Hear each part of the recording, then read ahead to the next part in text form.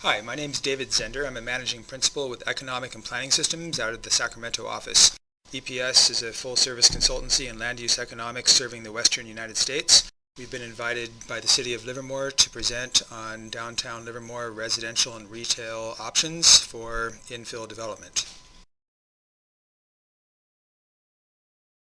As an overview to my presentation, we're going to be going over best practices in downtown infill development. This will include a reference to key consumer groups, downtown market trends, development prototype analysis, and an overall sum up of opportunities, constraints, and recommendations.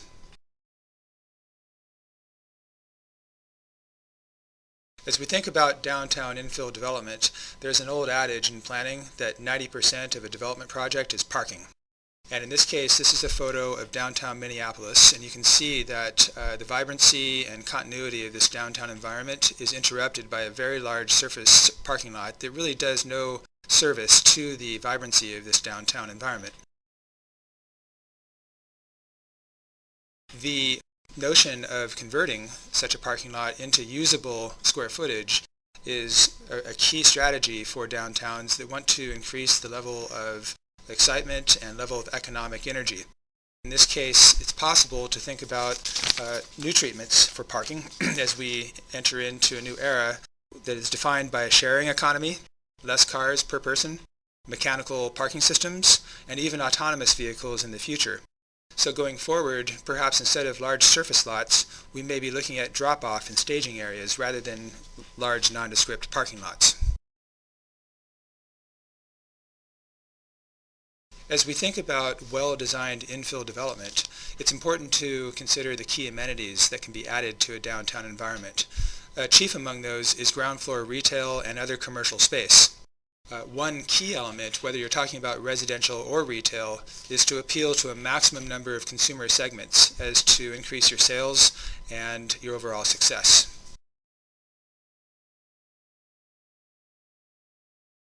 As we think about key consumer groups, there are two that come to the fore, and those are millennials and boomers. We simply haven't seen the home purchasing activity from millennials that we might expect, and that is due to a number of reasons, including high debt loads that preclude them from making down payments and high lease rate requirements that exceed 30% of their income. As we go forward, we expect this to change over time.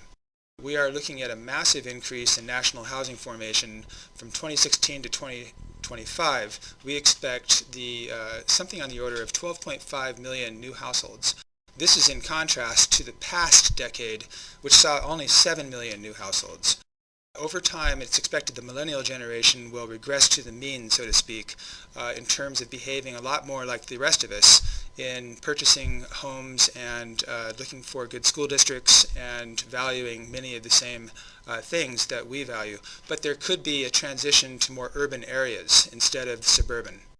This would be the greatest increase in young adults in history, and the wave of adults age 65 or older, namely the silver tsunami, is also a key cohort that's driving housing production going forward. As we look at major cities and the expense incurred in those major cities, it's likely there will be a shift to suburban cities to form many of these new households.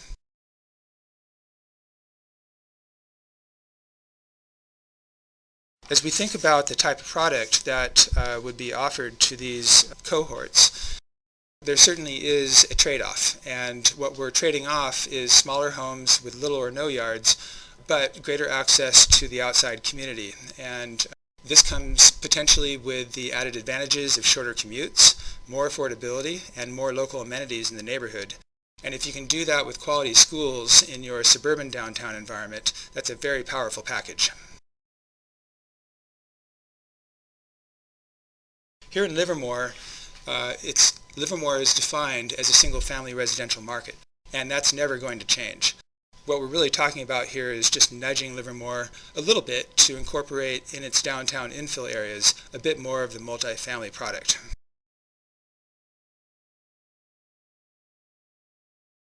This is a chart that shows the timeline of housing delivery in Livermore since 1980. And you can see that post-recession, that the housing delivery has really slowed down enormously. And the other notable thing about this graph is the lack of multifamily development even in the latter years, compared to some of the early years, say in the late 80s, where we saw very large sums of multifamily development.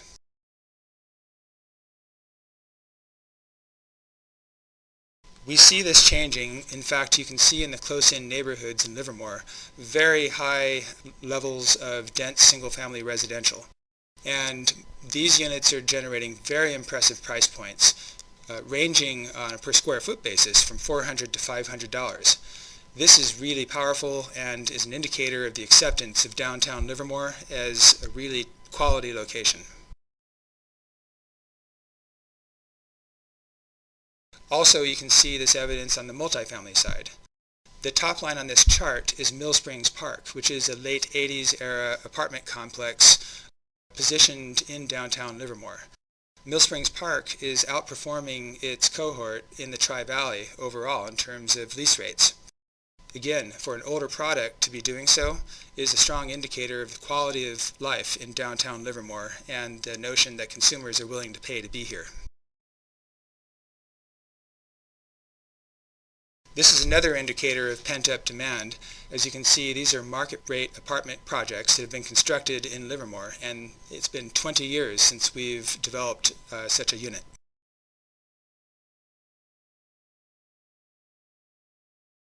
Another key land use for downtown is retail. Retail has been undergoing significant shifts over the past 10 to 15 years, namely competition from e-commerce and discount stores. According to Cushman & Wakefield, about 60% of sporting goods purchases are made online. So it's no surprise that Sports Authority closed 460 stores in 2016. You can see a number of other major department stores with major closures, and this is not going to end soon. The downsizing and consolidations will continue.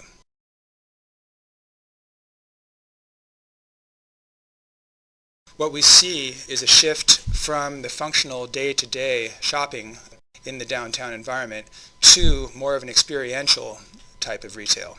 This means more services, less goods.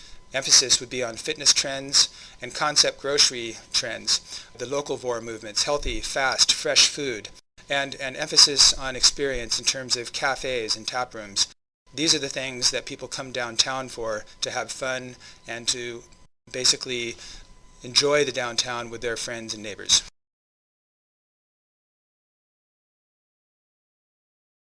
So achieving the right mix is really the key element to a retail district success. And the primary goal is to really ensure that you're building up these downtowns piece by piece to ensure that the retail is in the right place on 100% corners or in other high visibility areas. And the notion is not to maximize necessarily retail sales through square footage, but to create an amenity that generates more value overall in terms of the quality of life, the appearance, urban form, and supporting the overall community and the demographics thereof. So in terms of near-term retail outlook, we see a regional concentration of restaurants, bars, and entertainment. This is something that Livermore can build on. You can add to the critical mass through thoughtful new concepts. Certain other industry categories are underrepresented in downtown, but that's not to say that they're appropriate for development. In particular, Livermore, outside of its downtown area, has significant high-value merchandise in the outlets, and in the Tri-Valley there are a number of regional malls that offer comparison goods that people are willing to drive for. So in the downtown, we recommend more of an emphasis on the experiential retail and less of an emphasis on durable goods retail and high-end. High-end boutiques may be several years away, and as the downtown matures, we may be able to realize certain furniture or clothing boutiques, things of that nature, may be more possible when you have more critical mass and more consumers in the area. Grocery stores are also prevalent around the city core. However, there is also an opportunity to pursue a smaller specialty food store. And that is something that can fit very well within a ground floor retail concept. So overall, the retail is best positioned as an ancillary ground floor use with locations favoring high visibility And just for scaling purposes, if we think about a longer-term development concept through multiple properties, perhaps garnering 500 units of development residential, that might support something on the order of 15 to 20,000 square feet.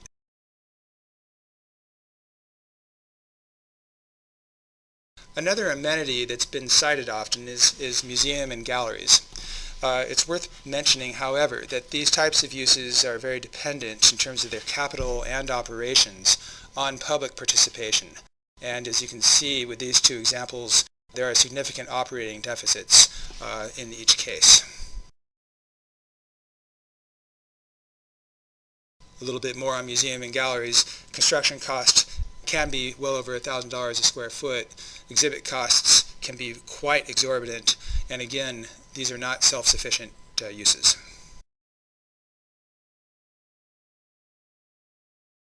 So as we think about downtown prototypes that can serve the key demographic cohorts that were described earlier, we see three primary product types.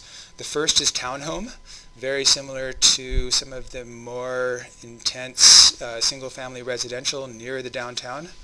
Also multifamily wrap, which is a parking structure that is wrapped with residential development. And then finally a multifamily podium, with a concrete podium serving as ground floor parking or subterranean parking with wood frame construction over the top. EPS developed a number of very detailed pro formas to analyze the economic performance, solving for residual land value. This chart shows comparative analysis of 5 different prototypes in this regard. Residual land value is a term for the amount of revenue that drops to the bottom line after you deduct your construction costs and financing and all other costs from your asset value. And this is what a reasonable developer would be willing to pay for the land, given his expectations of the market.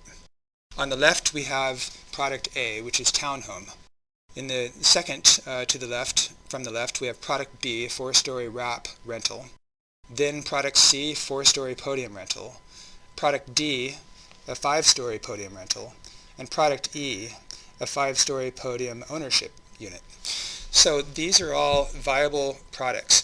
A couple of features on this graph bear mentioning.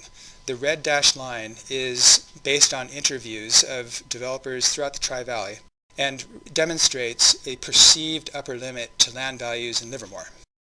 The gray bar is drawn from a range of appraised values that are cited in appraisals of downtown property and reflect similar comparable sales throughout the Tri-Valley.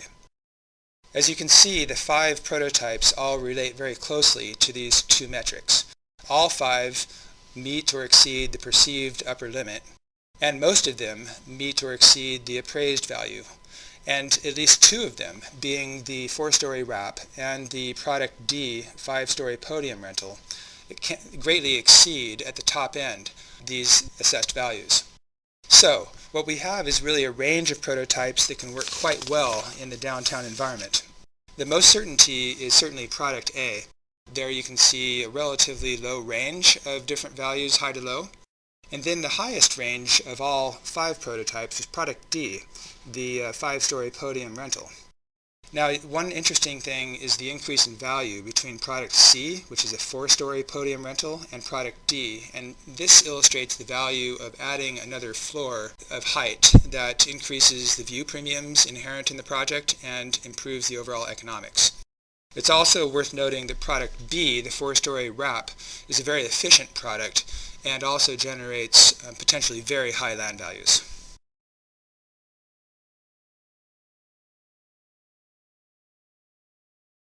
So key opportunities really range as follows. Market support for a full range of prototypes, including emerging attached products. We think that all 5 of these play a role in the future downtown of Livermore. Some appear to have higher upside. The townhome seems to have the least risk. All 5 can play a part. These serve a wide variety of the consumer groups that we discussed, and it's clear that additional height increases residual land value. It's also clear that residential development can carry ancillary development types such as retail, restaurants, and other uses. And as discussed earlier, standalone retail is not recommended at this time due to ongoing market shifts and a robust regional supply. Some of the key constraints that we see include parking and the rising cost thereof. Overall, rising construction costs are related to a limited labor pool. Just today, there was a report announced indicating that labor costs have gone up 2.5% in the last quarter. So if you think about that on an annual basis, that's a very, very extreme rate of cost escalation, and that's a real threat to many development types, these and many others. Development impact fees are another key element of any pro forma. And then finally, the uncertainty of community acceptance is something that has to be overcome through an outreach and education process. So that concludes our remarks, and thank you very much for your time.